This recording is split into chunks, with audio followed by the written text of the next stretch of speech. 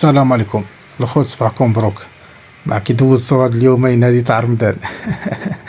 اي والله يدخل علينا بالصحة ان شاء الله على أمة سيدنا محمد. كي تنقول لكم ديما اللي عنده شي حاجة بغى يبيعها مرحبا به.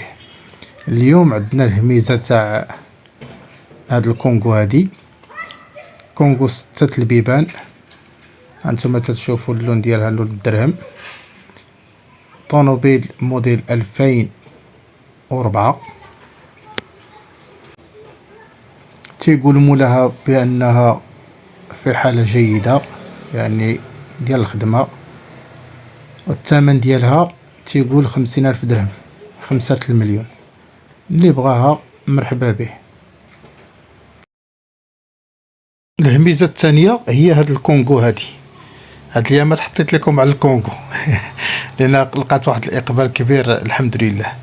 هاد الكونغو هادي موديل 2010. كي تيقول مولاها قال لك دي 65.